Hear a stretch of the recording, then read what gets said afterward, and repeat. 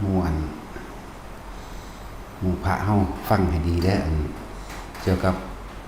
การปฏิบัติเกี่ยวกับองค์ฌานความละเอียดในฌานแล้วก็ประสบการณ์ต่างๆอาทิ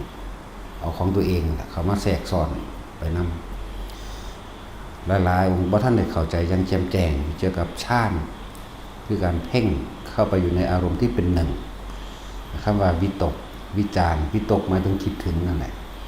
คิดถึงลมหายใจเข้ากับออกแล้วก็ของเฮานี่เน้นตรงที่ว่าบ่ให้ตามลมลงไปในข้อในท้องในหน้าอก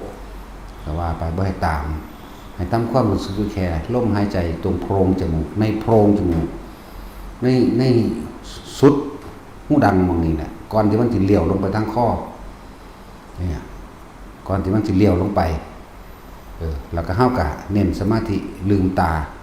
บ่ให้หลับตาไม่ว่าจะยืนไม่ว่าจะเดินไม่ว่าจะนั่ง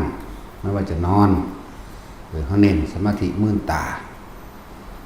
แบบนี้ถ้าผู้ใดถนัดหลับตาก็ต้องเน้นทั้งความรู้สึกตัวเด้ถนัดหลับตาก็ดีแต่ว่าจะให้เฮ็ดทั้งสองอย่างล่ะถ้าผู้ใดชินในการหลับตาอยู่ก็ต้องมื่นตาเฮ็ดฝืนมื่นตามากแล้วก็ให้มันได้ทั้งสองอย่างหลับตาก็เหมือนเดิมลืมตาก็เหมือนเดิมแต่คำว่าปัฐมฌานหรือขั้นต้นความสงบขั้นต้นความรู้สึกที่เฮาคิดถึงลมหายใจเข้าเย็นอยู่แค่อยู่ในโพรงจมูกข้างในนี่และออกก็แค่เย็นอยู่เหมือนเดิมออกอาจจะบ่มีความเย็นซะด้วยซ้ำไปบ่มีความเย็นแต่ว่าเข้านี่เย็นสุดในโพรงจมูกนะในโพรงออกนี่บ่มีความรู้สึกดอกแต่ว่าให้ฮู้ว่าเข้ากับออกอยู่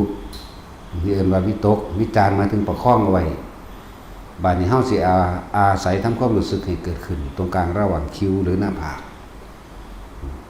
คือวิธีทำนั่งเฮ็ดซะก่อนที่แรกมันเพราะว่าเฮาบ่ทันได้เข้าใจและชำนาญมันก็เลยให้นั่งเฮ็ดนั่งนี่ท่าใดก็ได้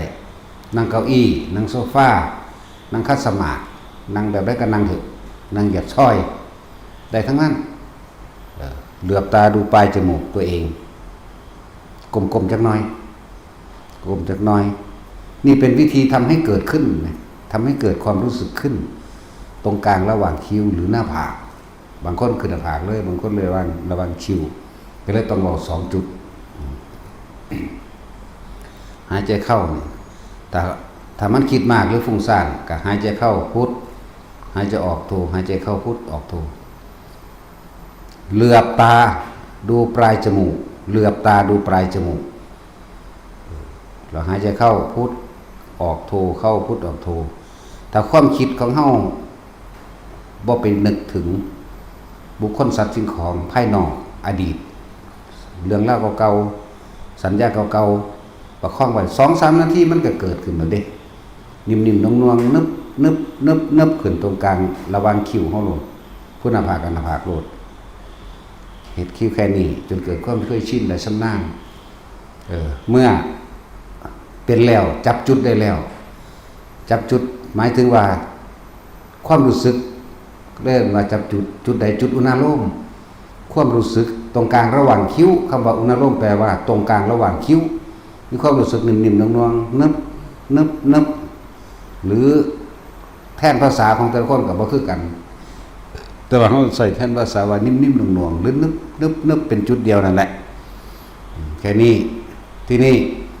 ถ้าเฮ็ดไปแล้วฝึกไปแล้วก็บ่ได้ให้เหลือบตาดูปลายจมูกบ่ได้ให้ก้มเหมือนเดิมบ่ให้เหลือบตาดูปลายจมูกแม่นางสินั่งทะเนิงพิงโซฟาพิงเก้าอี้หรือพิงหยังก็แล้วแต่ให้ฝึกตัวเองจนชำนาญในการทำความรู้สึกให้เกิดขึ้นตรงกลางระหว่างคิ้วนี่แหละยืนก็ให้เฮ็ดเป็นยืนก็ขึ้นน่วงขึ้นได้นั่งเดินจนเกิดความเคยชินถ้ามันชินแล้วก็เอิ้นว่าเป็นความสงบเบื้องต้นหรือเอิ้นว่าปัฐมฌานความสงบเบื้องต้นที่เพ่งอยู่ในความรู้สึกที่เป็นหนึ่งบาลีว่าวิโตวิจารปิติสุขเอกคตานี่บาลีว่า แต่เฮาเอาความรู้สึกออกมาบอกกันเอาความรู้สึกจากความปฏิบัติจริงๆของเฮาจากการกระทำจริงๆของเฮามาบอกมันก็เลยจับจุดได้ว่าคำว่ารู้สึกตัวทั่วพร้อมรู้สึกให้มันอยู่จุดเดียวโลดคือจุดตรงกลางระหว่างคิ้วยืนก็เขายืนก็รู้สึกยืนก็ได้โดยบ่ต้องที่แรกนั่งเฮ็ดซะก่อนแต่ว่าบัดนี้นั่งเฮ็ดก็แบบแงนหน้าก็ได้ก้มก็ได้เอียงซ้ายเอียงขวาก็ได้ทำหน้าตรงก็ได้ไม่มีการเหลือบตาดูปลายจมูกว่ามันเป็นแล้วเมื่อมันเป็นแล้วเฮาก็หัดไปอย่างอื่นค่อยๆเดินบัดนี้เดินก็รู้ลมกับตรงกลางระหว่างคิ้วบ่ต้องไปนับเท้าไม่ต้องไปนับก้าวนับขาบ่ต้องนับก้าวบ่ต้องนับขาขวาพุทธซ้ายโทบ่ต้องว่าแล้วแต่ให้ทำความรู้สึกอยู่กับตรงกลางระหว่างคิ้วน่วงไปแม้นจะเดินไปทางกลมที่เฮาจัดเตรียมไว้เดินก็ไปก็มาก็บ่ต้องไปนับก้าวนับขาเองทำความรู้สึกอยู่จุดเดียว ที่นี่ในปัจจมชาติมันก็ชินแล้วขันที่สองมันสิเป็นเราเองเลยถ้าเราไม่คิดอะไรเลยแม้กระทั่งลมหายใจก็ไม่คิดถึงมันสิมีอาการนิ่มๆน่วงขึ้นตรงกลางคิ้วเลยหรือหน้าผากก็ได้บัดนี้บัดนี้มันสิเกิดขึ้นบางที่ก็ขึ้นบนหนังศีรษะเข้ามาความรู้สึกที่ขึ้นบนหนังศีรษะนิ่มน่วงบนหนังศีรษะอาจจะกว้างๆแน่ทั่วหนังศีรษะด้านบนบ่ต้องขอบทั่วหนังศีรษะด้านบนนิ่มแต่ว่านิ่มๆน่วงไรหรือว่าบัดนี้เปลี่ยนศัพท์ใหม่ในความรู้สึกแทนคำว่านึบหน้าบนหนังศีรษะบางคนก็ขึ้นตรงกลางระหว่างคิ้วนี่คือความสงบขั้นที่สองโดยไม่มีวิตกไม่มีวิจารณ์มีแต่ปีสิมีแต่ปีติสุขเอกตาเกิดขึ้นเลยเป็นความรู้สึกในอารมณ์เดียวอารมณ์ที่เป็นหนึ่งระหว่างหนึ่งระหว่างสองทำความเข้าใจมันชัดเจนเด้อมันชัดเจนในตนเองเรื่องว่าปฐมฌานมีวิตกวิจารหมายถึงคิดถึงลมหายใจเข้าออกทำความรู้สึกกับลมหายใจเข้าออกแล้วปิติก็เกิดนะบัดนี้ถ้าขั้นที่สองความสงบขั้นที่สองเรียกว่าทุติยะขั้นที่สองมีเฉพาะปีติเฮาบ่คิดถึงลมหายใจเลยเฮาบ่ประคองลมหายใจเลยแต่ว่าเฮาสิจับเอาแค่ความรู้สึกตรงที่บางคนก็ขึ้นน่วงหน้าผากแล้วบางคนก็แคบในหน้าผากบางคนก็กว้างในหน้าผากบางคนก็รู้สึกในกระดานหน้าผากบางคนก็บนหนังศีรษะนึบหน้าอยู่นั่นน่ะคือคนเอานิ้วมือ5นิ้วนี่เศร้าหัวไปเศร้าหัวมาเศร้าหัวเจ้าของเบิ่งเอาเศร้านิ่มๆเรียกว่ามันเศร้าแห้งๆเศร้านิ่มๆนั่นแหละเป็นทุติยฌานบัดนี้ให้ทำความเข้าใจกับคำว่าตัวเองนั้นทรงฌานหรือว่าทรงฌานอันนี้เป็นความละเอียดลึกเข้าไปอีกในขณะที่ปัฐมฌานบัดนี้ลมหายใจก็รู้ความรู้สึกตรงกลางระหว่างคิ้วก็รู้นะเดี๋ยวต้องเอาอย่างละเอียดอีกอันนึงให้ฟังก่อนในขณะที่เกิดปัฐมฌานเนี่ยวิตกหมายถึงคิดถึงลมหายใจเข้าและออกวิจารหมายถึงประคองเอาไว้ปีติเกิดตรงกลางระหว่างคิ้วหมายถึงเอาความรู้สึกที่นิ่มนวลกลางคิ้วบัดนี้ปีติอันอื่นก็มีอยู่ซึ่งในส่วนประกอบของคำว่าฌานมันสิมีเว้าภาษาบาลีไปพร้อมบางครั้งบางคนตอนที่เฮารู้ลมหายใจเข้ารู้ลมหายใจออกแล้วก็มีอาการปิติเกิดตรงกลางระหว่างคิ้วนะบางที่เกิดขุทธกาปิติหมายถึงขนลุกขนพองสยองก้าวเกิดขนคิงลุกนิ้วหยาบครึ่งตัวมั่งเฉพาะหัวมั่งหรือทั้งตัวมั่งทั้งตีนมั่งตีนสุดหัวเลยมั่งนี่บอกให้ว่าไม่ต้องไปสนใจตัวขนลุกให้สนใจให้อยู่จับอยู่จุดเดียวคือตรงกลางระหว่างคิ้วอย่างเดียวบางครั้งเกิดคณิกาปิติคณิกะปิติความสงบในขณะนั้นจิตแล้วมันก็เกิดเหมือนกับจุกอกจุกข้อน้ำตาไหลแต่ว่าบ่ขึ้นจุกส่วนมากสิบ่เป็นตอนที่เฮาเพ่งในลมหรือทรงฌานแบบนี้อยู่ส่วนมากก็จะเป็นตอนที่เฮาฟังธรรมมัน มันสิเป็นตอนเฮาฟังไปมันไปถูกมันเป็นโดนใจโดนความรู้สึกตัวเองที่เคยผ่านมาแล้วมันสิจุกเขาก็กึกแล้วมันสิสะอึกสะอื้นน้ำตาไหลขึ้นมาโลดอันนี้ก็เป็นช่างแต่ว่าเป็นคือเฮาบ่ต้องไปเว้าบ่ต้องไปหาซื้อมันซะแต่ได้บอกซื้อให้แล้วถ้าสิว่าช่างจากการฟังคือหยังวิตกมาถึงฟังวิจารณ์ใครควรพิจารณาตามปิติเกิดคณิกาปิติส่วนมากสิเกิดจากการฟังฟังแล้วมันสะดุดใจเจ้าของเองมันถูกมันตรงมันยอมรับจิตมันยอมรับของมันเองเกิดความรู้สึกจุกกึกเข้ามาตรงจอกหลอกข้อหอยจอกหลอกหายใจตีบใจตันเข้าโดนละแล้วก็ให้แต่คือภาษาโลกว่าร้องไห้แต่ที่จริงมันร้องไห้เมื่อเขาเป็นเองหมายจิตมันยอมรับเพราะมันเองมันเลยแผ่ความรู้สึกออกมาทางน้ำตาเริ่มมาคณิกาปิติอันนี้ตัดออกไปอย่างนึงแต่ในเฮาเอามาตอนเฮาสิน้อมออกมาสู่วิธีฝึกหัดปฏิบัติที่เฮาตั้งขึ้นมาสร้างกรรมฐานอันนึงขึ้นมาของเฮาเองก็คือวิตกวิจารณ์นี่แม้เพียงปัทมฌานนี่ก็เกิดอาการขึ้นได้ตั้งหลายอย่างเด้อในปิติหานี่เว้าสิเว้าปิติหาเว้าลำดับมันให้ทุกคนจับเฉพาะจุดความรู้สึกนิ่มหน่วงตรงกลางระหว่างคิ้วหรือหน้าผากนั่นเองขนลุกก็อย่าสนใจขนลุกอย่าคิดออกถ้าคิดออกหมายถึงว่าเจ้าประสงค์ในชาติหนึ่งแล้วเจ้าคิดออกแล้วฟังดีๆเด้อความคิดนิดเดียวออกไปเฮ้ยมันคือเป็นแนวนี้นอนะนี่ออกเลยได้นี่บ่ตั้งมั่นเลยได้จะลืมว่าความคิดนี่เร็วที่สุดเร็วกว่าเบิดทุกอย่างคือความคิดเร็วมากๆนั่นแหละบางทีคิดถึงบ้านแวบนั่นมันออกแล้วบ่แม่นแต่ของทรงอยู่เด้นั่นมันตัดตอนไปแล้วเด้นั่น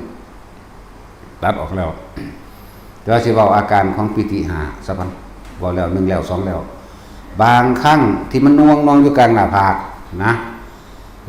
มีอาการโยกพร้อมโยกซ้ายโยกขวาเรียกว่าภรณาปิติความรู้สึกที่สงบแล้วแผ่ออกมาทางร่างกายในการโยกซ้ายโยกขวาโยกหน้าโยกหลังแต่ว่าก็อย่าความคิดนี่อย่าไปสงสัยว่าคืออะไรเกิดขึ้นจากอะไรเราทำผิดหรือเราทำถูกหรือสงสัยอยากได้ชื่อมันเกิดอะไรขึ้นผิดหรือถูกร้ายหรือดีผีหรือคนบ่ต้องไปใส่สื่อมันให้จับจุดเดียวทำความรู้สึกอยู่ที่เดียวคือตรงกลางระหว่างคิ้วเหมือนเดิมหรือหน้าผากนั่นแหละเนี่ยเรียกว่าภารณาปิติต่อมาบางคนบางครั้งเป็นคนผู้เดียวกับสร้างบางครั้งเป็นคนหลายคนเลยว่าบางคนกะเกิดแสงสว่างเกิดคำว่าแสงสว่างก็บ่ใหญ่ดอกบางที่ก็คล้ายดุจดังว่าฟ้าเหลื่อมพับขอบตาเฮาตั้งห่างประมาณคืบหรือศอกซ้ายขวามั่งหน้าหลังได้เบิดและมีแสงสว่างอันอื่นเกิดขึ้นพร้อมบางที่ก็เกิดขึ้นในระหว่างนี่คือเฮาเอามือกันโกบหน้าผากเฮานี่เป็นแป๊บขึ้นมาคือไฟเปิดอยู่หน่อยๆแล้วก็ดับแต่เฮาสงสัยปุ๊บตัวนี้สิดับทันทีแต่เฮาบ่สนใจเฮาสิจับจุดเดียวฟังไว้ดีๆว่าจับจุดเดียวทำความรู้สึกจุดเดียวคือตรงกลางระหว่างคิ้วระหว่างหน้าผากเฮาเองเด้อมันสิเกิดหยังขึ้นกับสร้างอย่าหนีออกจากความรู้สึกนี้คำว่าหนีคือคิดหาเหตุและผลของอาการต่างๆที่มันแทรกซ้อนขึ้นมาที่จริงมันก็เป็นองค์ประกอบของฌานอยู่แล้วปิติหาคำว่าแสงสว่างนั้นบ่แม่นแค่แสงสว่างแบบฟ้าเหลื่อมแบบไฟน้อยๆจะอาจจะเป็นรูปไฟกลมๆหรือทางอื่นก็ได้หรืออาจจะเป็นสว่างแบบโดยเห็นเป็นพระพุทธรูปออกแสงมากก็ได้ใหญ่หน่อยแล้วแต่ว่าให้จำไว้อยู่ดังนึงว่าเอาเฉพาะความรู้สึกที่ตรงกลางระหว่างคิ้วเฮาเองหน้าผากเฮาเองเด้อให้จำไว้อย่างเดียวนี่อย่าคิดออกกันคือว่าถูกตัดออกไปแล้วหมายถึงไม่ทรงแล้วไม่รักษาเอาไว้แล้วไม่ต่อเนื่องเข้าใจบ่การทรงอารมณ์อันชาตินี่ไม่ต่อเนื่องอารมณ์จิตที่เป็นหนึ่งไม่ตั้งมั่นแล้วไม่ต่อเนื่องแล้วนี่คือบางที่คำว่านิมิตเนี่ย อันอยู่ในส่วนของคำว่าโอกันติกาปีติเนี่ยหมายถึงแสงสว่างก็บ่แม่นแค่ว่าเป็นแสงสว่างอย่างเดียวเลยเป็นกลิ่นก็มีกินหอมมั่งกินเหม็นมั่งแต่ว่าจะนำไปกินหอมและเหม็นคือจะนำหาเหตุผลกับมันบางครั้งก็เห็นภาพต่างๆเป็นภาพพระพุทธเจ้าภาพพระสงฆ์ภาพพระพุทธถือสัตว์เทวดาอินพรหมอย่างต่างๆแต่ว่าอย่าคิดออกไปน้ำภาพที่มันเกิดกลิ่นที่มันเกิดเสียงที่มันได้ยินรูปรสกลิ่นเสียงอย่าไปคิดน้ำมันทำความรู้สึกเดียวอย่างเดียวเราคิดเมื่อไหร่นั่นละเอิ้นว่าแทรกแซงนั่นละเอิ้นว่าทรงจิตออกนอกนั่นเอิ้นว่าไม่ต่อเนื่องทรงฌานไม่ต่อเนื่องจังว่าล่ะทรงอารมณ์ที่เป็นหนึ่งจิตที่เป็นหนึ่งไม่ต่อเนื่องมันเป็นสองเลยเด้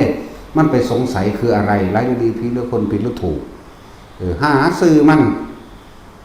นี่หลายๆคนที่ผ่านตัวนี้บ่ได้ยากปณิปีติที่5คืออุปงคาปิตินะแม้นสิน่วงอยู่กลางหน้าผากกลางคิ้วนี่ก็ตามบางที่แทรกซ้อนมาโดยมีความรู้สึกว่าร่างกายนี่ลอยขึ้นเป็นแค่ความรู้สึกลอยดอกส่วนมากอันตัวลอยจริงๆมีหรือไม่มีแต่ว่าหน่อยเหลือเกินมีอยู่ตัวลอยจริงๆน่ะแต่ว่านี่ส่วนมากมันบ่ค่อยลอยจริงมันลอยแต่ความรู้สึกเฮาก็เลยส่งความคิดเฮาก็เลยคิดหาเหตุผลมันว่ามันเป็นหยังมันคือหยังมันลอยแบบนั้นแบบนี้โดยเฉพาะประเภทว่ารับตานี่ตกใจเลยคิดออกแล้วตกใจทันทีเลยนั่นแหละเอิ้นว่าส่งคิดออกนอกส่งคิดออกนอกหมายถึงไปคิดหาเหตุผลกลไกหยังกับสิ่งที่มันแทรกแซงเข้ามาก็บ่แม่นถ้าจะเว้าแทรกแซงก็ว่าบ่ได้แต่ว่ามันเป็นองค์ประกอบเป็นเครื่องยืนยันว่าเป็นผู้ทรงฌานในฌานที่1แต่ว่าความคิดของเฮาฟุ้งเองสงสัยเองนะบางทีก็เหมือนกายลอยขึ้นบางทีก็เหมือนกายหนึ่งใหญ่ขึ้นพองขึ้นเบ่งอึ้งลึงขึ้นรถบัดนี้เฮาส่วนมากสิตกใจปุ๊บมันก็หายปั๊บทันทียืดขึ้นเหมือนกันเฮาคิดปุ๊บมันก็หายปุ๊บนั่นแหละเป็นแบบนี้นี่เรียกว่าองค์ประกอบของฌานต่างๆที่มันมีปิติ5อย่างเป็นเครื่องประกอบบัดนี้เฮาฟังให้ดีฟังให้เข้าใจอย่าหนีออกจากความรู้สึกตรงกลางระหว่างคิ้วหน้าผากนี่เองอย่าหนีแม่นพูดมองบนหนังศีรษะกะหนังหัวน่ะกะอย่าหนีนะฟังให้เข้าใจต่อมา บัดนี้1กับ2เฮาก็เริ่มคุ้นชินดีแล้วรู้จักดีแล้วเหลือแต่ความคิดน้อยๆนั่นแหละบางที่เฮานั่งอยู่นี่นั่งสงบนิ่งอยู่กับความรู้สึกนิ่มน่วงแค่ใบมะขามตกลงใส่หลังคานี่เปิ่งบักแห้งเลยเด้เฮ็ดให้เฮาตกใจถ้าผู้มีตกใจก็เป็นเรื่องธรรมดาแต่ผู้มีสติรวดเร็วสิกลับมาลงก่อนปั๊บแล้วก็ขึ้นกลางหน้าผากเหมือนเดิมแต่ว่าถ้าผู้ฟุ้งซ่านอยากบอกผู้สงสัยหลายสิคิดว่าเสียงหยังผีบ่มากวนกูบ่เจ้ากรรมนายเวรบ่เทวดามาโมทนาบ่มาเอาบุญบ่แผ่เมตตาได้บัดนั่นหมายถึงว่าพวกเจ้าหลงคิดไปน้ำมันแล้วหลงไปปรุงแต่งสงสัยวิกิกิจฉาแปลว่าความสงสัยว่ามันเป็นหยังกันแน่ไรหรือดีผีหรือคนแต่ว่าผีอย่างนี้เพิ่นว่าแผ่เมตตาแผ่เห็นบ่ล่ะอย่างนี้เพิ่นว่าอุทิศบุญอุทิศนั่นหมายถึงหลอกเบิดนั่นแหละหมายถึงว่าเฮาถูกความคิดนี่หลอกเฮาออกไปเฮ็ดแบบนั้น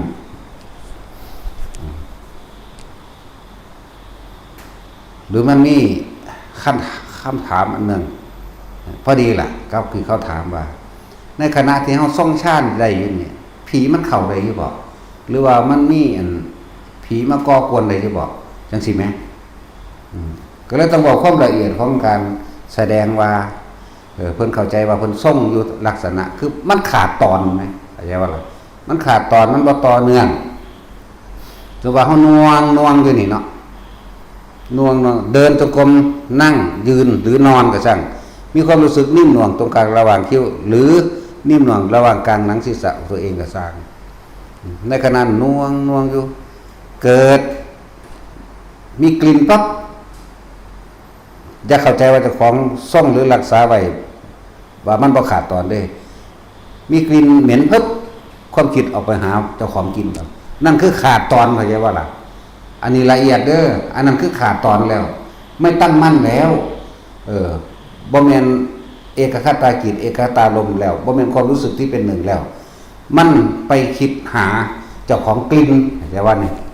มันไปคิดหาเจ้าของกลิ่นแล้วผีบ่เปรตบ่หมาเน่าบ่หรืออีหยังตายบ่นั่นสงสัยเมื่อมีนิวรณ์ตัวใดตัวหนึ่งเกิดขึ้นความลังเลสงสัยเกิดขึ้นตัวใดตัวหนึ่งหาอย่างหนึ่งย่อมเป็นอันเดียวกันเบิดความสงสัยเกิดขึ้นแล้วก็ฟุ้งซ่านแล้วก็รำคาญหงุดหงิดแล้วก็มีกล้ามั่งมีกลัวมั่งนี่ถูกหลอกให้ออกจากความตั้งมั่นขาดตอนแห่งความตั้งมั่นขาดตอนแห่งความสงบปัจจุบันมันขาดตอนมันบ่แม่นการทรงอยู่ฟังให้ดีมันขาดตอนก็เข้าใจว่าผีมั่งไม่มั่งหรือเขาว่าผีอยู่หุบใหญ่มันมากลุ่มปั๊มพระมีคำถามว่า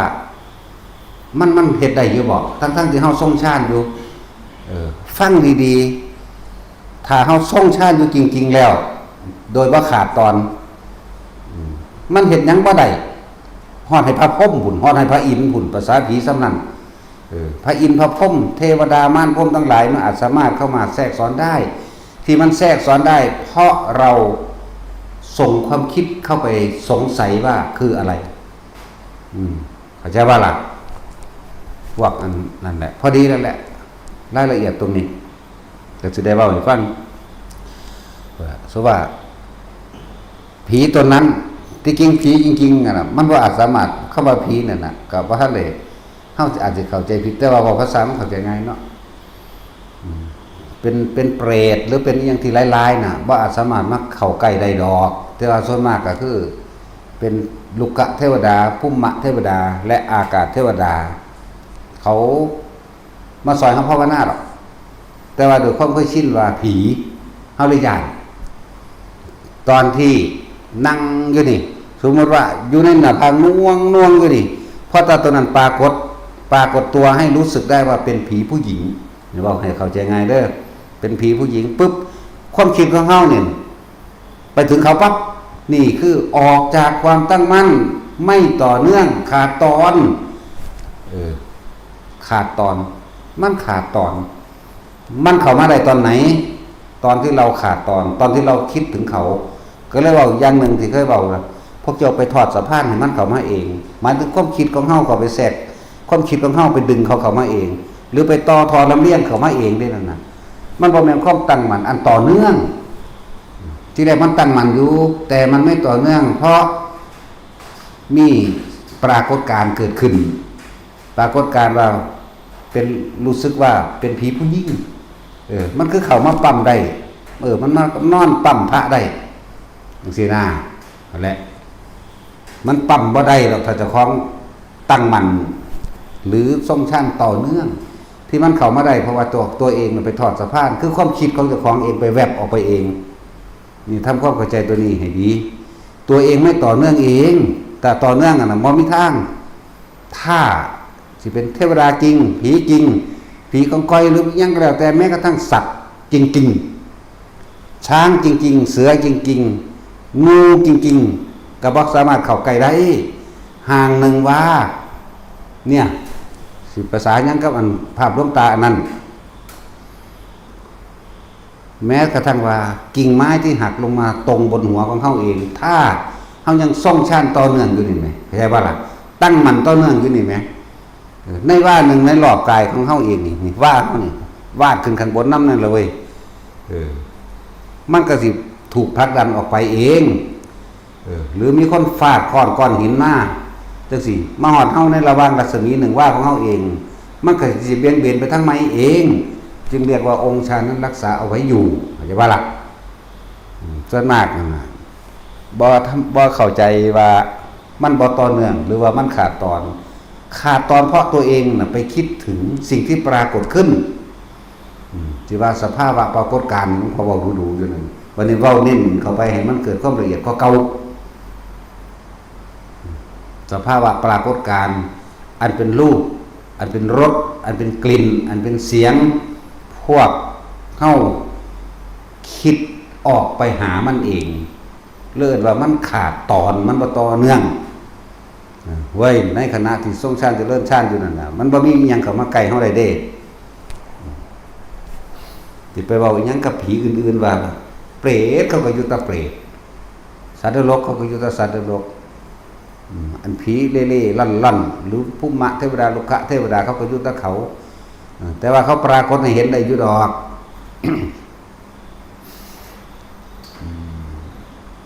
มันก็มีอยู่ตอนนั้นเฮาก็อยู่ในความรู้สึกในกาย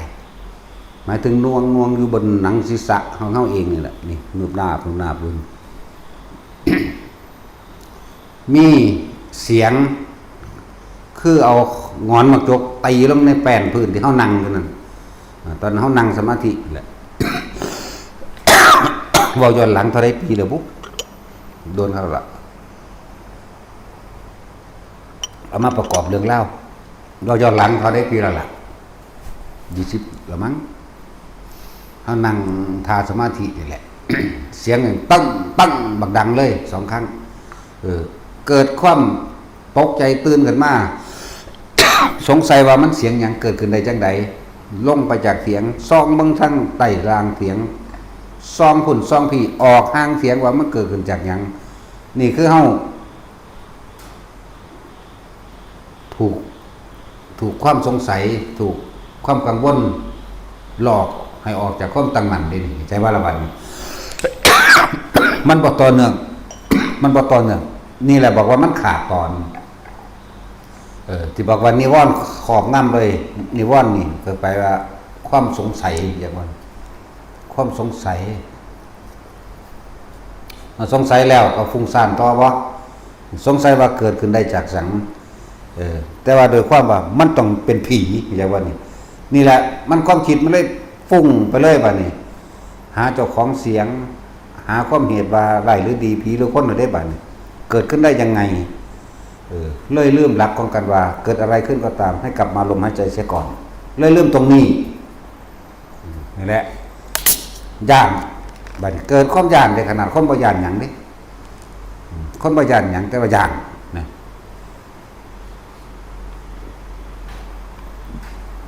มันสิไอแต่กินโคกกันเขาให้ค่าโฆษณากูนอ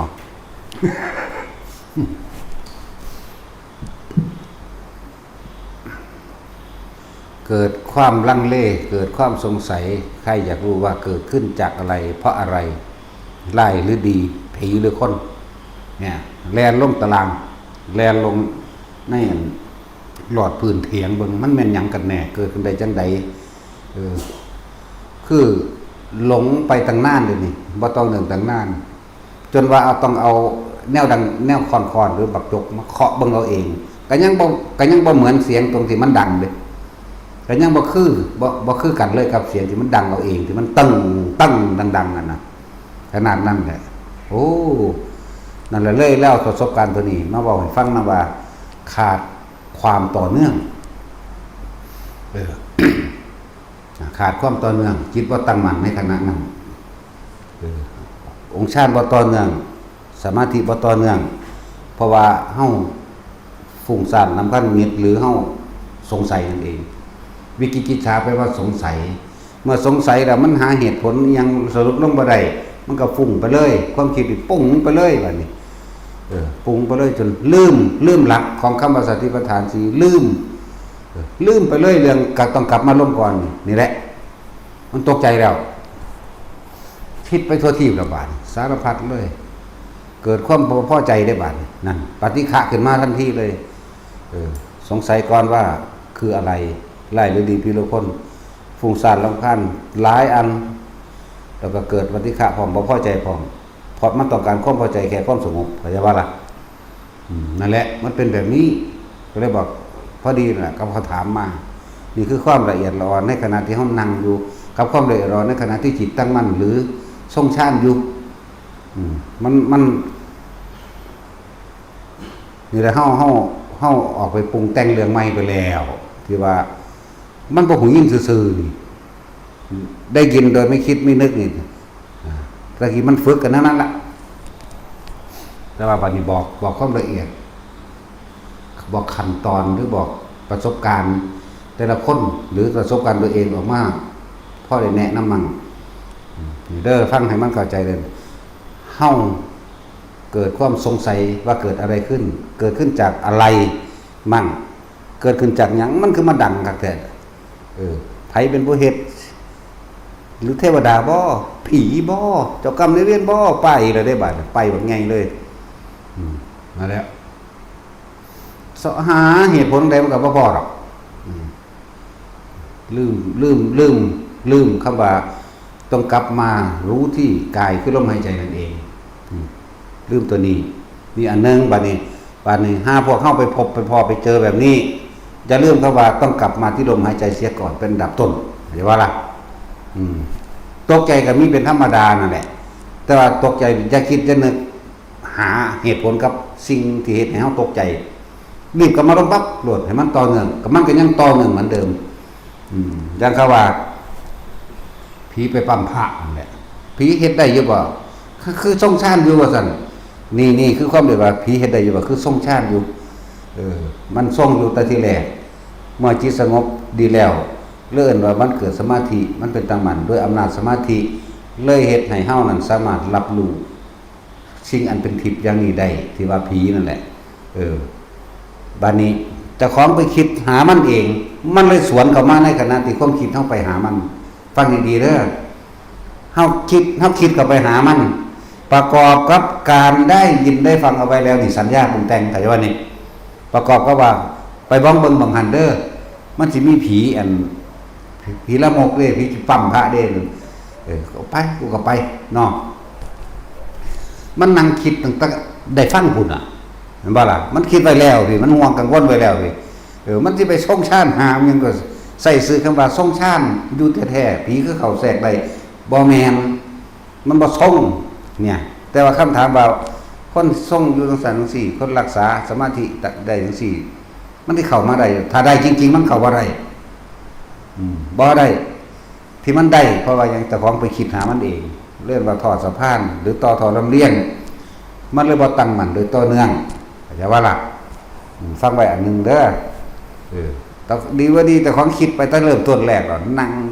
เดี๋ยวก็คิดหาผีตัวนั้นอันที่เขาบอกให้ฟังว่าท่านเป็นผีดีผีความจำจักว่าล่ะผีฟังมากทั้งสั้นแหละแล้วให้ความเข้าใจกับตัวเองให้ชัดเจนซะเด้อบาดนี้เขาว่าผีอยู่หุบใหญ่อยู่สั่นมานั่นแม่กุยเชิงมันเนาะตาสินมึงมาเจอกับกูโลดกุยแม่นแมงเบิดนั่นแหละแล้วเว้าให้ฟังประกอบกับประสบการณ์เฮาเองตอนที่มันดังเติ้งๆนั่นล่ะโอ้เฮาลืมเข้ามาสู่หลักฐานใหญ่มันคือกายนี่เองนี่ก็เว้านึงมาเปรียบเทียบให้ฟังมือต่อมาก็เป็นแบบใหม่อีกเด้การนั่งเหมือนเดิมก็น่วงขึ้นหน้าผากหน้าคิ้วยังกระจางกระดูอยู่ดอกมือต่อมาน่ะเฮาตั้งรับว่ามึงดังเติ้งๆขึ้นอีกกูสิกลับมาลมหายใจเหมือนเดิมนี่มันตั้งรักไว้รอรับเป็นบ่มันเป็นทำไมมันเป็นคือคนเอาถุงยางถุงปุ๋ยอันควบๆเห็นมั้ยอันดังแห้งๆนะเวลาสะบัดนี่ดังบักแห้งเด้ถุงปุ๋ยจักว่านี่เทียบถุงปุ๋ยใหญ่ๆนั่นแหมมันมาสะบัดต่อหน้าเฮานี่แหมมันดังควัก2เทื่อบักแห้งเลยเด้ตกใจอีกนำหาอีกมันบ่แบบเก่าเลยแบบนำหาเสียงนั่นแหละนำหาเสียงเติ้งๆนั่นแหละแบบเก่าอีกแล่นฟุ้งพี่อยู่คือเก่าแหละโอ้ด้านนั้นก็กลับเข้ามากายมันจังสงบระงับลงได้แต่ว่าบ่ทันได้คิดได้ดอกว่าต้องกลับเข้ามากายก่อนตอนนั้นบ่ได้คิดเพราะคิดบ่ได้เด้ฟุ้งไปเลยนั่นแหละเพิ่นถึงบอกว่าสมาธิหรือชั้นได้ก็สร้างคำนิวรณ์ให้มันได้เถอะเพิ่นว่าบ่ต้องเพิ่นแล้วเฮาก็ว่าล่ะบัดนี้เฮาก็เป็นผู้ว่าเอาเองล่ะบัดนี้คำนิวรณ์ความสงสัยพาสงสัยอันใดหนึ่งขึ้นปุ๊บฟุ้งซ่านรำคาญบ่พอใจปฏิฆะเห็นบ่กับราคะก็เกิดพร้อมเลยพร้อมกันปรึบเดียวเด้ แล้วฟังให้เข้าใจซะบัดนี้แต่ละคนนะอันผีมันแทรกได้อยู่บ่ผีมาปั๊มพระได้อยู่บ่ปั๊มได้เบิดนั่นแหละแต่ว่าคนถามว่าถ้าในขณะที่ทรงชาญมันบ่ได้ทรงตอนนั้นน่ะมันแวบออกไปนั่นแหละที่หลวงพ่อเว้าเน้นอยู่เรื่อยว่าเกินหยังขึ้นก็สร้างพวกเจ้ากลับว่าลมหายใจซะก่อนเป็นอันดับแรกเพราะว่าสิแม่นหยังเห็นหยังรู้หยังได้ยินเสียงหยังก็สร้างกลับมาลมหายใจเป็นอันดับต้นเห็นบ่เพื่อหยังเพื่อให้มันต่อเนื่องส่วนมากมันไปเห็นแบบผีขึ้นมาปุ๊บนี่พุ่นคิดไปน้ำผีเลยแล้วมันก็เข้ามาตอนที่เฮาคิดนั่นแหละก็เลยว่าพวกเจ้าไปต่อทอน้ำเลี้ยงพวกเจ้าไปทอดสะพานมันเข้ามาที่จริงมันของจริงก็สร้างได้บัดนี่เอาพูดถึงว่าการทรงฌานต่อเนื่องหรือการทำสมาธิให้จิตตั้งมั่นต่อเนื่องแม้มันสิยืนอยู่กับสร้างบัดนี้เฮาสิเฝ้าเทียบตอนนี้ตะกี้20กว่าปีขึ้นหลังว่าเสียงเติ้งๆเฮาก็คิดฟุ้งไปเลยเห็นบ่ข้ามนิวรณ์บ่ได้เพราะว่าบ่ฮู้จักอิหยังประสบการณ์มันสอนมาเลยเสียงควบเสียงฟ้าพาลงของหูนี่แหละตรงเหมือนกับไปการหัวกับฮอดสะเทือนหัวใจพุ่นล่ะก็คิดไปน้ำเสียงต่างๆที่มันเกิดนะแม้กระทั่งพระพุทธเจ้าลอยลงมาเลยก็ไปเว้าน้ำเพิ่นพุ่นนี่เห็นบ่นี่บ่ได้ว่าตั้งแต่เสียงเด้พุทธเจ้าลอยลงมาองค์ใหญ่สูงเท่านั้นเท่านี้ศอกรู้เบิดล่ะสวยงามปานอีเกิงเต็มดวงมื้อนั้นก็เป็นมื้อวันก็บ่แม่นในมื้อเดียวกันเด้นี่ก็หลายมื้อต่อมาจนเป็นวัน15ค่ำขึ้น15ค่ำปัด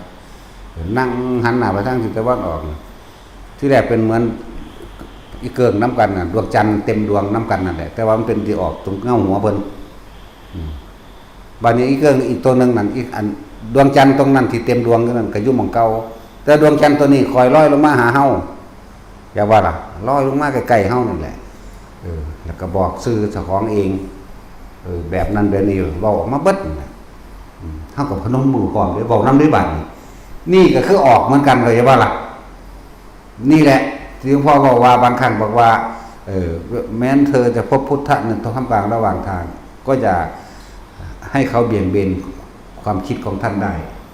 จงใจเชื่อจงใจยอมรับอะไรง่ายๆแม้ท่านจะพบพ่อของตัวเองในระหว่างทางก็จงอย่าให้เขาเบี่ยงเบนความคิดจิตใจของพวกท่านได้เพื่อให้เฮาตั้งมั่นอยู่ตลอดตั้งจิตสมกับคำว่าสักแต่ว่ารู้สักแต่ว่าเห็นสักแต่ว่าได้ยินสักแต่ว่าได้กลิ่นสักแต่ว่ารู้สึกเพียงกายแต่จิตไม่คิดไม่นึกความรู้สึกพอใจหรือไม่พอใจเกิดขึ้นมาได้พบดับอันนี้แหละฟังใครมันเข้าใจเวลาบางที่มันก็ไปเกิดอย่างใดอย่างหนึ่งขึ้นกับเฮาให้พวกเฮากลับเข้ามาลมหายใจก่อนเป็นอันดับแรกนะจนว่าเบาน้ำพระพุทธเจ้าล่ะจนว่าเฮ็ดภาพน้ำหมดล่ะนั่นเฮ็ดภาพไว้ตั้งไว้อยู่หั่นทั้งยืนทั้งนั่งมันนั่นแหละเฮ็ดไว้เฮ็ดไปสั้นแล้วแต่ว่าเห็นจริงแต่มันไม่จริงดอกเด้อใบสมมุติว่ามีคนเห็นเฮาเว้าอยู่ผู้เดียวได้น่ะอย่าว่าล่ะมีคนเห็นเฮาเว้าอยู่ผู้เดียวพระเจ้าข้าน้ำเพิ่นอยู่หั่นเดียวคนอื่นบ่ได้เห็นเฮาคนอื่นบ่ได้เห็นนำเฮาบ่ได้เห็นพระพุทธเจ้านำเฮาบ่ได้ยินเสียงนำเฮาเขาจะวางได้บัดนี้แล้วก็ว่าเฮาเป็นบ้าตัวแม่นบ่ล่ะนั่นแหละแต่เฮาบ่ได้เน้นย้ำตรงที่ว่าเกิดหยังขึ้นก็สร้างอย่าส่งความคิดตามอาจจะบ่ล่ะเห็นพระพุทธเจ้าก็ตามเห็นพระสงฆ์ก็ตามเห็นเทวดาอินพรหมมาทั้งใดก็สร้างผีก็ตามอย่าส่งความคิดออกไปว่ามาหยังเป็นไผมีความผูกพันกันแบบใดลายหรือดีผีหรือคนนะมีบ่สรุปบ่ต้องไปส่งอย่าไปแทรกแซงบางที่เขาบางคนเฮาที่เฮาได้ยินมารู้โดยไม่มีความคิดเห็นอย่างอื่นเข้าไปปะปนรู้โดยไม่ต้องแทรกไม่ต้องแซงเข้าใจบ่ล่ะที่เห็นพากันเบาที่รู้นะรู้โดยบ่ต้องแทรกแซงรู้เฉยๆรู้ซื่อๆบัดนี้สิเว้าความละเอียดของรู้เฉยๆรู้ซื่อๆให้ฟังแบบนี้คืออย่าไปคิดตามอย่าให้เขาเบี่ยงเบนความเห็นออกไปได้เลยนะนั่นแหละมีเรื่องนึงเฮาเข้าใจแล้วแต่เว้าอีกอย่างนึงเฮาอาจจะอยู่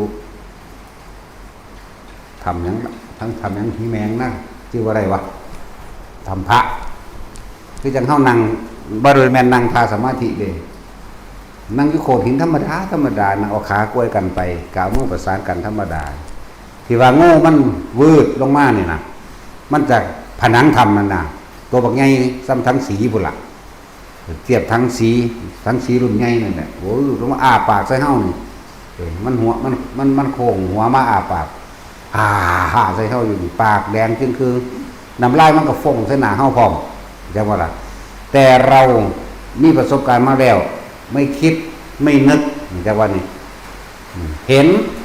จนเงยหน้าเบิ่งแต่ว่าความรู้สึกยังอยู่ในกายเหมือนเดิมเงยหน้าเบิ่งหางเบิ่งเงยแงนเงยธรรมดาเบิ่งมันก็ปากแดงจึงคือแต่ก็ฮ่าใส่เฮาน้ำลายมันก็ฟงใส่เฮาอีกแต่เฮาบ่คิดอยู่จังสั่นเป็น5 นาทีเด้บ่ได้น้อยเด้มันก็หดสั่นขึ้นไปเองดึงรึดปึ๊บขึ้นไปเองเฮาบ่คิดหยังนี่เอิ้นว่าเห็นโดยบ่คิดเพราะเลิ่นว่าสมาธิแปลว่าจิตตั้งมั่นมันตั้งแบบนี้หรือว่าช่องชานต่อเนื่องกับต่อเนื่องแบบนี้มันบ่ได้ขาดตอนเข้าใจบ่ล่ะบัดนี้ที่มันเป็นงูน้อยสัมโพตีนนี่สัมดามีน้ำพาเป็นคืองูอีหลีหรืออีหลีก็แล้วแต่เป็นแบบนี้มันก็เข้ามาแล้วงอแงกเข้ามาแล้วมาเรื่อยแต่เฮาบ่คิดนะกล้าก็ไม่มีกลัวก็ไม่มีแต่อุเบกขามีแต่ความว่างเฉยนี่เป็นภาษาว่าว่างเฉยแต่ความรู้สึกบ่มีบ่มีเลยมันก็มาไตขึ้นน้ำแข็งน้ำขาเฮานี่แหละมนนั่นมนนี่เด้มนสลักแด่แม่มนหูมั่งเข้าไปเกี่ยวไปตามหัวตามข้อจักหน้าที่พุ่นล่ะที่มันขึ้นมาต้องตัวเฮาแล้วมันก็ลายออกไปคือเก่าแล้วก็เปลี่ยนกันมาแบบตัวเล็กตัวใหญ่ตัวเล็กก็บ่แม่นใหญ่คักบ่ใหญ่คักมาแล้วโดดออกมาจากฟ้าพันนั้นทำมันบ่ได้มีหู้ได้หม่องตั้งเทิงมันจักว่าล่ะนั่นแหละเฮาบ่คิดบ่นึกความรู้สึกในความพอใจและไม่พอใจเกิดขึ้นมาได้นี่เพราะมันถูกระงับแล้วมันบ่สงสัยจักว่านี่มันต่อเนื่องเลื่อนว่าชาติต่อเนื่องก็ว่าต่อเนื่องจนเกิดเป็นสมาธิต่อเนื่องก็ว่านั่นแหละบัดนี้คำว่าปัญญาแทรกซ้อนเข้าไปนั่นใดอันใดเกิดอันนั้นก็ดับเองอันนั้นเกิดอันนั้นก็เศร้าเองดอกเข้าใจบ่ล่ะงูมันว่าลงมามันก็บ่แซ่อยู่ซั่นมันก็วืบขึ้นไปเองงูน้อยแดนเข้ามามันก็บ่แซ่อยู่ในเมาตลอดมันก็หนีไปเองว่าเห็นความเกิดดับเร็วๆเลยล่ะอันนี้แล้วถ้าความคิดเฮาก็เห็นแล้วเฮาบ่คิดมันก็เกิดดับพร้อมตัวเห็นปั๊บมันสิคิดมันก็ดับพร้อมตัวเข้าใจบ่ล่ะอันนี้ตัวนี้เอาไว้ที่หลังพวกนี้ต่อมาก็เป็นยุทธธรรมกนาธรรมมันเดินจงกรมเดินจงกรมอุ้มลูกใส่แอวข้างขวาลักตักอยู่ใส่เฮาเดี๋ยวก็เลี้ยวเบิ่งเฮาก็เดินไปเดินมาแต่ว่าเฮาบ่ออกจากความรู้สึกในกายเด้บ่ออกถ้าบ่คิดมันก็บ่ออกดอกนะความรู้สึกน่วงๆอยู่บนหัวบนหน้าผากเข้าใจบ่ล่ะอันนี้เอาแค่พวกน่วงๆอยู่บนหัวหน้าผากเทียบให้ฟังซะก่อนเด้อแต่นี่มันบ่มีหยังแล้วมันรู้อยู่ในสว่างกลางอกพอแห้งแล้วมันรู้ซื่อสิว่าความรู้สึกบ่มีกับบ่แม่นสิว่ามีกับบ่แม่นเหมือนกันมันเป็นบ่มีความคิดมั้ยแล้วก็เดินจงกรมนั่นแหละเดินไปเดินมาอย่างนั้นแหละนั่นอุ้มลูกน้อยเด้ลักแจ๊กอยู่เฮาก็ย่างไปย่างมาเฮาก็บ่สนความคิดบ่ออกแต่ว่าตาเหลียวเบิ่งอยู่เข้าใจว่านี่มันเป็นโดยสัญชาตญาณของมันหรือสัญญาของมันคือเฮาย่างไปนี่พี่มันยืนรอไว้แล้วกลับมาจังเห็นสินะก็เลี้ยวเบิ่งจังซี่ธรรมดาก็บ่คิดหยังนั่นแหละสัญชาตญาณแห่งการมองเห็นมันก็เป็นธรรมดาแต่บ่คิดเอิ้นว่ามันจิตตั้งมั่นหรือเอิ้นว่ามันต่อเนื่องชาติก็ต่อเนื่องบ่ขาดตอนเป็นอุเบกขาเหมือนเดิมเดินไปมันก็หนีเองนั่นแหละคือเลยเอามาบอกให้ฟัง ให้เข้าใจอย่างละเอียดซะว่าที่ว่าอันผีมันแทรกซ้อนได้บ่อันนั้นอันนี้เฮ็ดเฮาได้เฮ็ดบ่ได้ที่มันเฮ็ดได้เพราะว่าเฮาบ่ต่อเนื่องเฮาบ่ตั้งมั่นต่อเนื่องเฮาบ่สงบต่อเนื่องเฮาบ่สงสัยอันพวกมันเฮ็ดได้คือไม่ต่อเนื่องขาดตอนที่เพิ่นว่ารู้โดยบ่แทรกบ่แซงอย่างนั้นนะบัดนี้พวกเกี่ยวกันแทรกแซงเรียกว่าสงสัย นั่นแหละขามนิวรณ์บ่ได้นิวรณ์แปลว่ากังวลกังวลเรื่องต่างๆแล้วก็เกิดกังวลว่ามาไรหรือว่ามาดีเลยเกิดความสงสัยต่างๆนานาเมื่อกังวลแล้วก็สงสัยเมื่อสงสัยแล้วก็ฟุ้งซ่านเมื่อฟุ้งซ่านก็เกิดปฏิฆะบ่พอใจมั่งบ่พอใจมั่งปฏิฆะเหมือนเดิมเด้เข้าใจว่าล่ะบัดนี้กล้ามั่งกลัวมั่งได้บัดนั่นแหละกามาฉันทะก็เกิดในความพอใจรูปรสกลิ่นเสียงหรือไม่พอใจรูปรสกลิ่นเสียงนี่ตีคู่กันโลดนั่นแหละบ่แม่นแค่นั้นบัดนี้ เรื่องตัวผีนี่กับอุ้มลูกหายไปแล้วก็เป็นตอนเป็นละมือดอกบ่แม่นมือเดียวกันมือไม่มากเสียงกล่อมลูกอยู่ไกลๆเหมือนเด้เสียงโหยหวนเสียงโหยหวนให้ก็ให้แว่คักๆนี่เด้ให้กันก็สิใจขาดตายนี่เด้ให้คักคือหยังนี่แล้วแม่มันก็มากล่อมลูกแต่ตอนนั้นเฮาบ่คิดหยังเฮามาบอกให้ฟังทีหลังซื่อๆเด้เดี๋ยวว่าความคิดเฮาบ่ออกแต่เอาหูได้ยินแต่ก็เข้าใจโดยสัญญาดีว่ามันเป็นแบบนั้นแบบนี้แหละแต่มันก็กล่อมลูกมันเสียงโหยหวนพวกอันร้องเพลงกล่อมลูกโบราณแหมโหยหวนก็ยังอยู่เด้แต่ตาสินนี่ตายเลย ตายตั้งแต่อีอันมันอุ้มลูกเราจอกอยู่ข้างๆตายซักลงเลยมันก้าวขาบ่ออกเพราะว่าอย่างมันก็คิดมันก็ก้าวบ่ออกตัวมันคิดนะมันย่านคนย่านอยู่แล้วนี่ก็คิดไปในทางอย่าตายนั่นแหละสิเป็นหยังโอ้โดนตัวไปเด้อเป็น10 นาทีเหมือนเด้ออันกอมลูกอยู่ให้กั้นเข้าก็สิยายสิขาดนี่แหละอันพี่หลอกน้อยมันก็เลย พี่หลอกน้อยแม่มันก็อยู่หันแล้วโอ้ยหวยหวนเฮาก็หูยิงเฮาก็เฮ็ดของเฮาไปเฮ็ดจังซั่นล่ะแล้วมันก็หายเองเลยล่ะมันก็บ่แซ่อยู่เท่าเดิมนี้เลยล่ะนั่นแหละเกิดดับเดี๋ยวว่าสิ่งใดสิ่งหนึ่งเกิดขึ้นเป็นธรรมดาสิ่งนั้นก็ดับเป็นธรรมดาขอเฮาอย่าเอาความคิดเข้าไปปรุงไปแต่งไปแทรกน้ำมันอย่าบ่ดิโอ้ยมันก็หลายกระดอเนาะยิ่งตัวใหญ่ๆอันหัวมันเป็นแมงยังมันคือง่วงมันคือหลับมันคือขาดตอนบ่ต่อเนื่องดีแท้ลงหน้าผาเนี่ยทั้งนักตัวต้นน่ะนักก็มื้อนี้อันมื้อนี้แค่ยกตัวอย่างเล็กๆน้อยๆไม่ฟังหนังสือเด่นนี่อันเสียงผีกล่อมลูกมั่งอุ้มลูกมันไปยืนเบิ่งเฮามั่งแล้วก็มาจับกลุ่มคุยกัน2 คน3 คน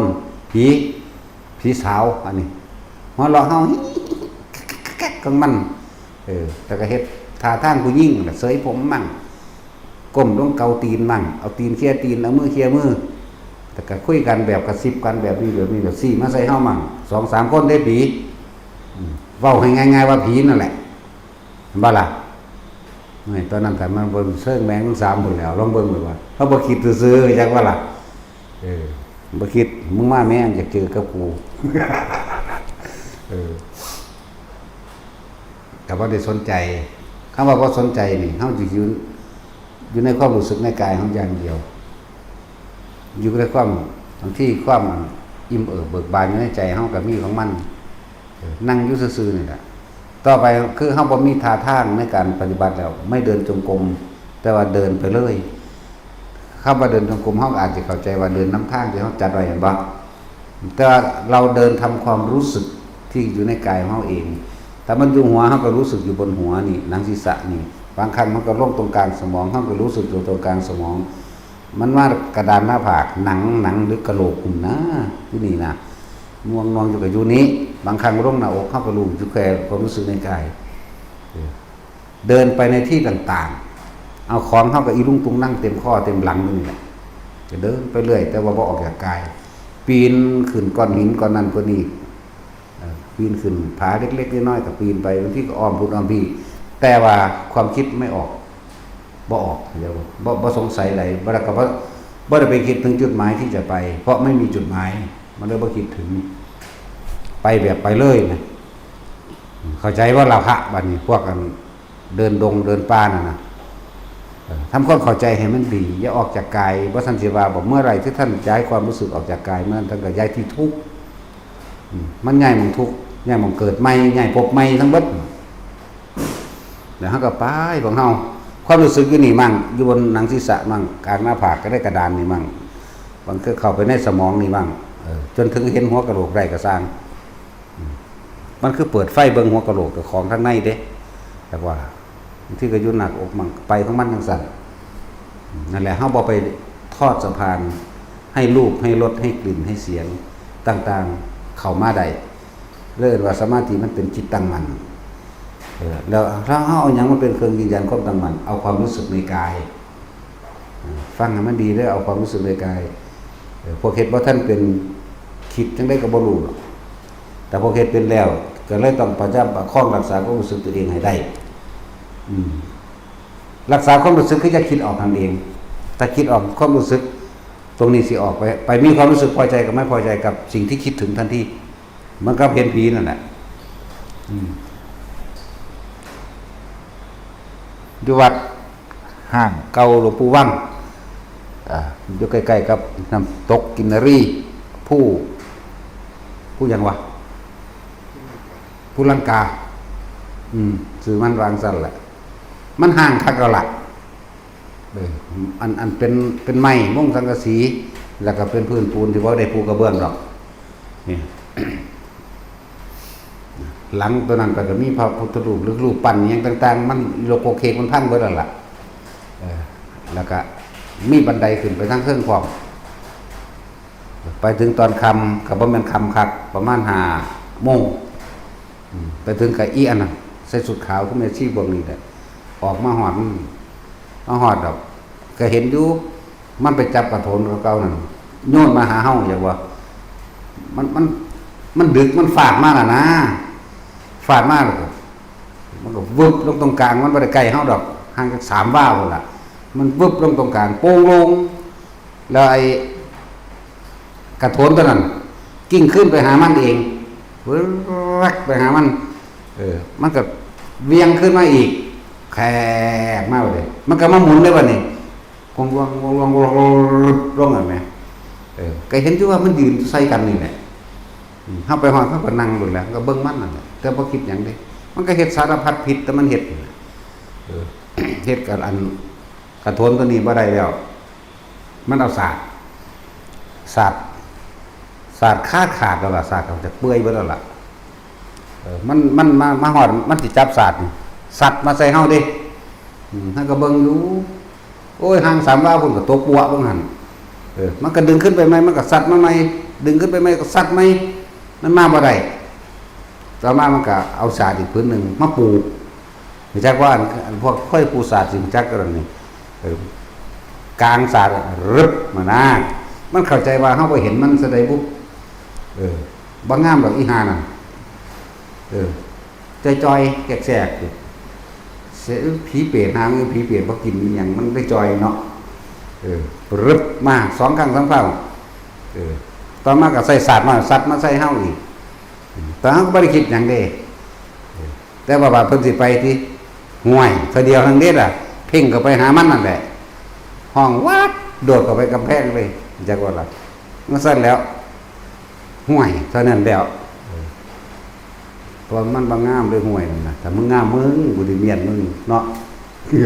เซิร์ฟเลยนัตสินเอาไว้เจ้าล่วงเบิ่งแม่กูวัดอุทยานล่ะนั่นแหละเป็นแบบนั้นแต่ว่าตอนนั้นเฮาบ่คิดตอนคิดเนี่ยคือเฮาแค่เพ่งเข้าไปซื่อๆเด้จังมันเป็นหยังมันจังห้องก้าหายเลยแหมนั่นแหละอันนึงหลังจากเมื่อยมันนอนหลับเฮานอนหลับมือไม่มากกันปีนขึ้นตามมันมีบางอันบันไดห้างคือดอกบางหันจักเดินเหนือเสียยังบ่ยังนับขึ้นหลังไปจัก8-9 ปี8-9 ปีหรือ11-12 ปีบุกชื่อว่าอะไรล่ะว่าจักปีนั่นน่ะก็ปีนขึ้นเอาเองนี่ล่ะปีนจากของปีนผู้เดียวปีนขึ้นไปแต่ว่าความรู้สึกอยู่เหมือนเดิมเด้เข้าใจบ่ล่ะความรู้สึกอยู่ในหน้าผากนี่แหละหรืออยู่หัวนี่แหละก็กระปีนขึ้นไปได้นะบ่คิดหยังนี่แหละแบบคำว่าทรงชาติต่อเนื่องมันเลยเกิดกลายเป็นสมาธิเป็นจิตตั้งมั่นไม่ได้เป็นไหลเข้าสู่คำว่าสมาธิเต็มภูมิหรืออัปปนาสมาธิหรืออนันตริกะสมาธิเข้าใจบ่ล่ะคือเฮาต้องฝึกก็ฟังให้ไปหยัง20 กว่าปีขึ้นหลังให้ไปหยัง บ่แม่นมานั่งเฮ็ดเดี๋ยวนี้สิได้ซ้ำเพิ่นหรือผู้ใดกว่าทางดีแล้วเนาะถามเอาทยอดมันแต่ความละเอียดรอนี่ในเว้าความละเอียดของการทรงอย่างต่อเนื่องเกิดสมาธิจิตตั้งมั่นอย่างต่อเนื่องหรือทรงฌานให้ต่อเนื่องขามนิวรณ์ตัวเดียวที่บอกอยู่เรื่อยๆนั่นน่ะบอกนิวรณ์บ่เข้าใจขามความลังเลสงสัยขามความกังวลคนเฮามีความกังวลหลายอย่างถ้าเขาเว้าเรื่องผีอยู่หั่นผีอยู่นี่กังวลแล้วว่าท่านไปอยู่ยิ่งไปตอนกลางเว้นเนี่ยอาจจะเนาะอาจจะกูบ่ย่านแต่ว่าคำเขาความคิดเกิดได้บัดนั่นแหละเอิ้นว่ากังวลสงสัย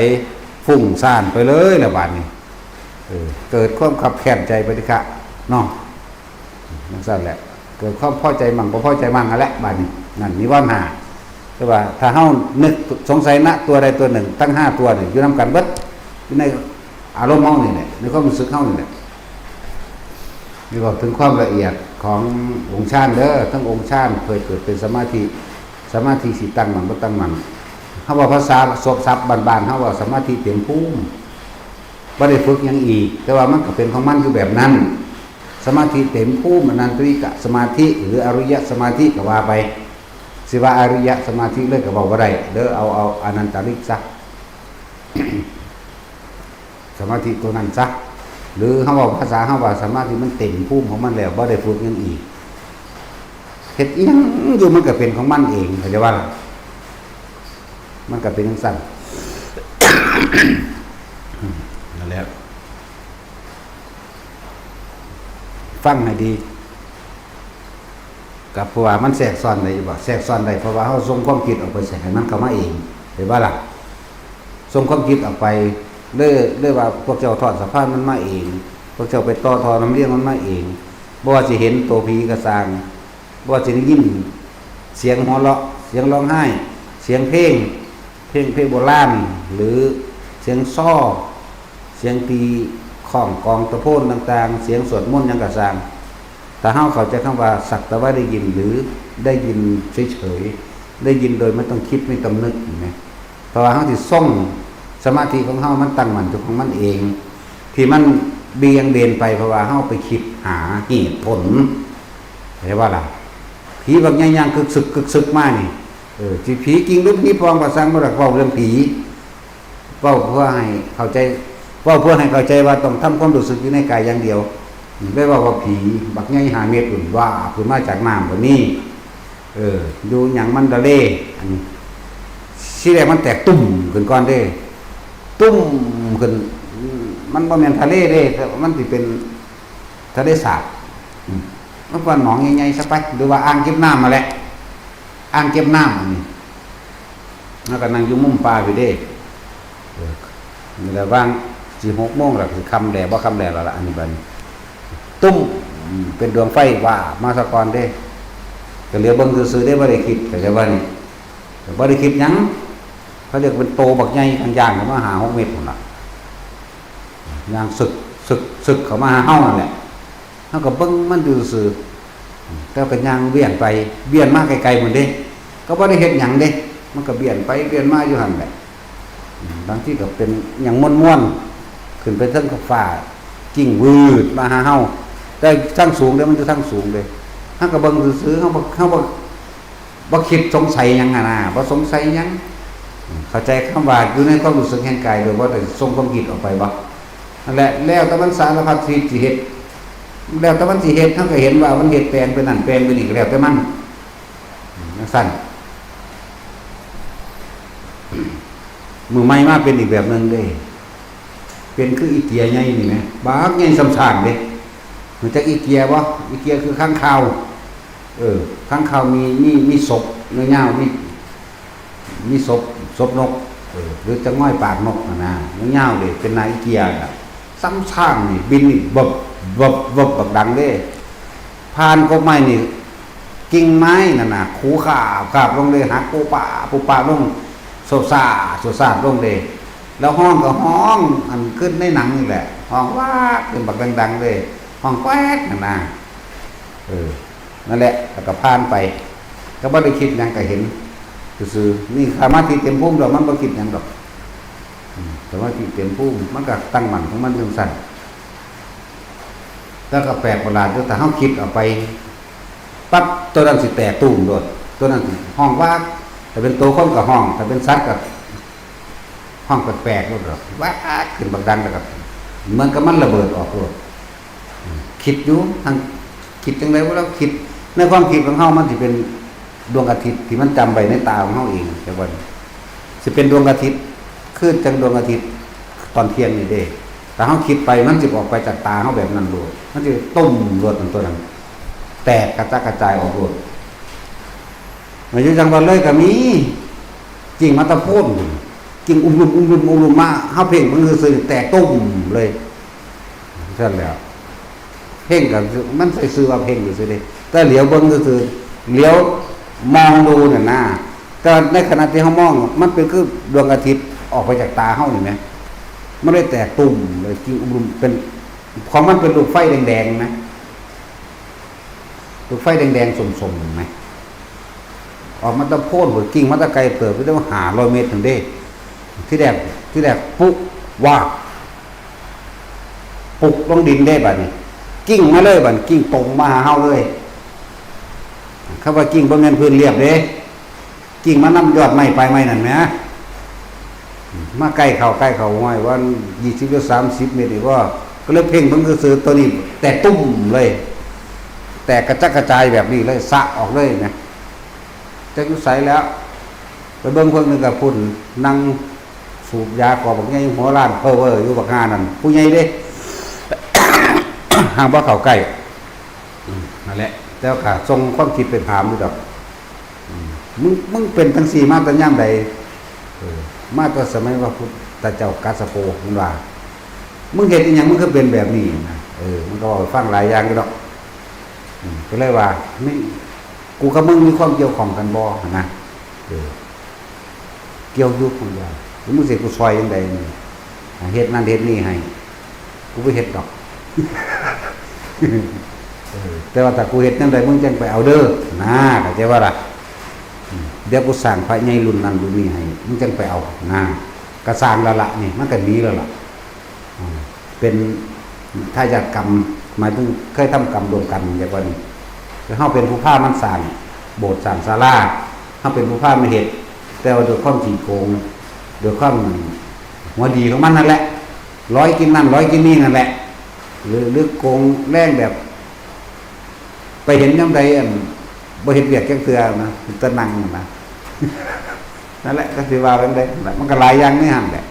แต่ว่ามันก็พ้นไปแล้วล่ะพ้นไปแล้วมันสิเป็นแมงยังก็สร้างมันดอกเนาะนี่คือให้ทุกคนจับเอาตัวนั้นเด้บ่มาจับเอานิทานอันนี้เด้จักว่าล่ะให้ใส่ใจตัวทรงฌานต่อเนื่องสมาธิตั้งมั่นต่อเนื่องรู้โดยบ่ได้ไปคิดสงสัยในสิ่งที่เห็นตาเห็นหยังก็สร้างอย่าคิดน้ำมันหูได้ยินเสียงหยังก็สร้างอย่าคิดน้ำเสียงได้กลิ่นหยังก็สร้างอย่าคิดนั้น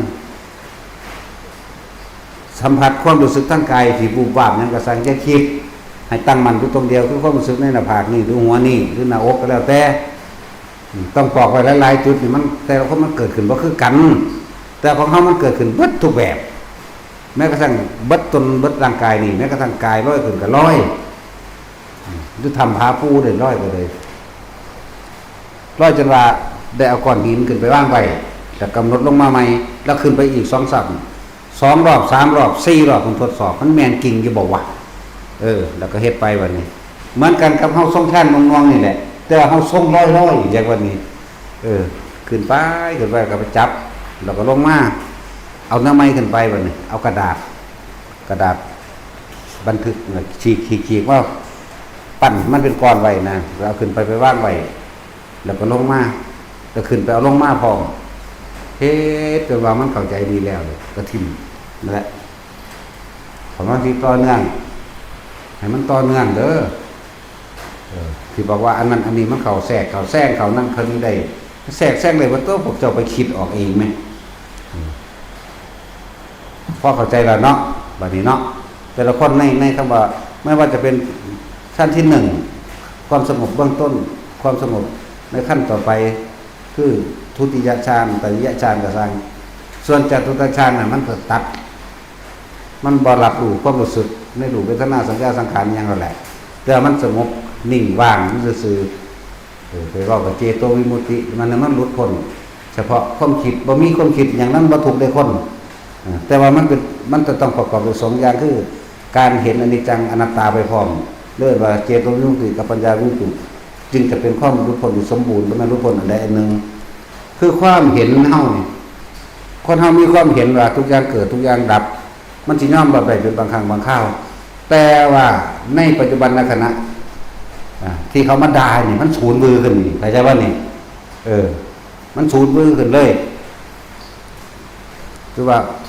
เมื่อเหตุการณ์ยังไม่เกิดยังมีการทะเลาะเบาะแว้งกันเห็นบ่คือเฮาอยู่สบายๆธรรมดาเฮากูสิปล่อยว่างกูสิบ่สนใจเห็นบ่นี่คือเข้าใจแล้วว่ากูสิปล่อยว่างเข้าใจมันก็ว่างได้อยู่ตอนบ่ทันเกิดเหตุการณ์แต่ว่าพอตอนมีเหตุการณ์ปะทะกันเกิดทกเถียงกันมันสิว่างจริงบ่คำว่าจิตที่บ่ได้อบรมทางฌานทางสมาธินี่เข้าใจบ่นี่มันบ่ประกอบกันกับทางปัญญาปัญญาแปลว่ารับรู้ความเป็นจริงในกองสังขารแล้วก็ทำความคิดให้ยอมรับได้แต่ว่าในขณะที่ปะทะกันโดยปัจจุบันนี่อารมณ์มันสิเกิดนี่ว่านี่เพิ่นก็เลยมีการฝึกแบบนี้น่ะการทรงฌานเจริญฌานแบบนี้ประกอบกันกับปัญญาเจโตวิมุตติกับปัญญาวิมุตติต้องประกอบกันสมบูรณ์เสมอกันจึงจะถึงความหลุดพ้นอันแท้จริงอันนั้น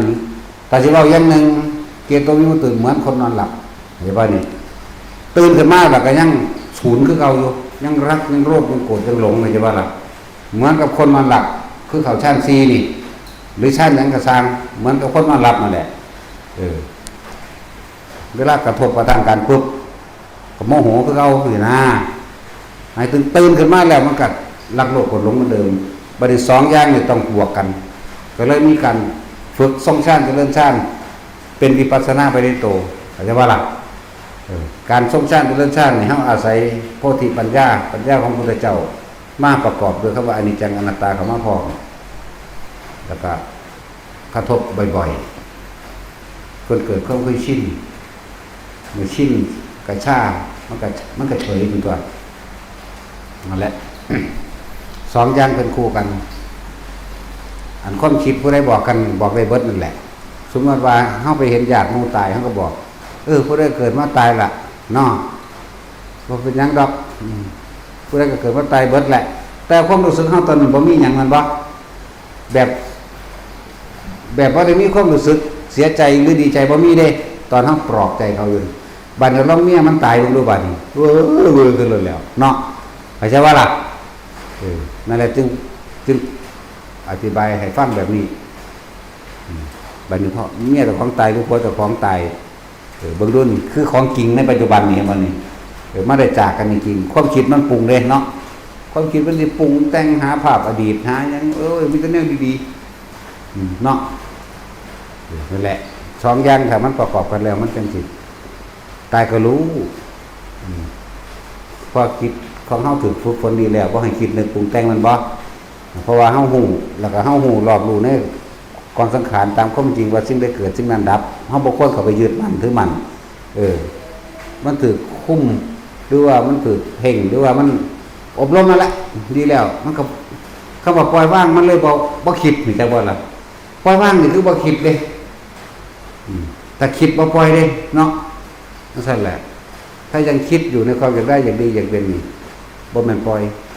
ถ้าคิดว่าอยากได้หยังน่ะคือใช้ความคิดธรรมดามันก็ทั่วไปแต่ว่าบ่มีอารมณ์ในสิ่งที่คิดนั่นล่ะปล่อยต้องว่าไว้แบบนั้นนำจังว่านักตำรามอยู่ว่าเนาะว่าสั่งแมงก็เตะปากโลดเอาสวัสดีครับ